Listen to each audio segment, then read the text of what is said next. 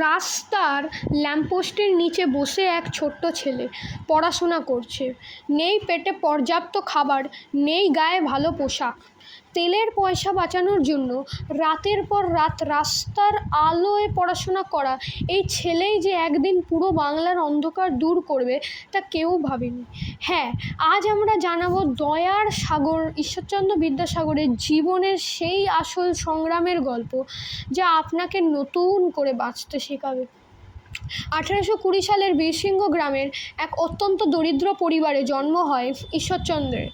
বাবা ঠাকুরদাস বন্দ্যোপাধ্যায় কলকাতায় সামান্য চাকরি করতেন। অভাব এতটাই ছিল যে অনেক সময় শুধু পান্তা ভাত খেয়েই কাটাতে হতো। কিন্তু ঈশ্বরের মাথায় ছিল বিদ্যার জেদ। যখন তিনি কলকাতার সংস্কৃত কলেজে পড়তে আসেন, তখন তার বাবার আয় ছিল মাত্র কয়েক টাকা। মেসে তেলের প্রদীপ জ্বালিয়ে পড়ার মতো টাকা তার ছিল না। কিন্তু অভাব যার কাছে হার মেনেছিল, তিনি কিভাবে থামবেন? ঈশ্বরচন্দ্র প্রতিদিন রাতে কলকাতার রাস্তায় ল্যাম্পপোস্টের নিচে দাঁড়িয়ে বা বসে ঘন্টার পর ঘন্টা পড়াশোনা করতেন। শীতে শরীর কাঁপত, মশার কামড় খেতেন, কিন্তু তার চোখ থাকতো বইয়ের পাতায়। দিনের বেলা রান্না করা, বাসন মাজা থেকে শুরু করে সব কাজ নিজে হাতে করে তারপর তিনি পড়তে বসতেন। এই চরম কষ্টের মধ্যেও ঈশ্বরচন্দ্র কলেজের প্রতিটি পরীক্ষায় প্রথম হতেন।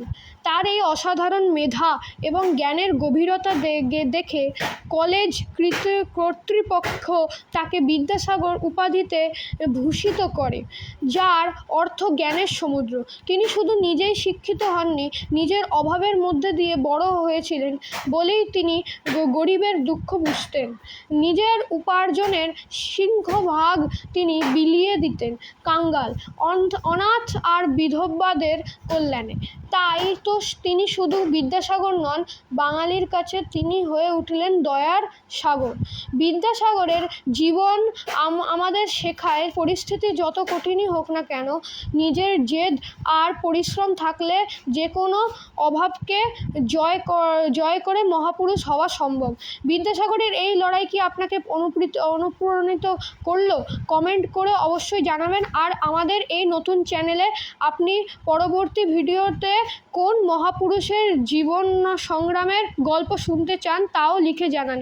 ভিডিওটি যদি ভালো লাগলে একটি লাইক দিন এবং এমন আরও অনুপ্রেরণামূলক ভিডিও পেতে বিপ্লবী ও মহাপুরুষ চ্যানেলটি এক্ষুনি সাবস্ক্রাইব করুন। ধন্যবাদ।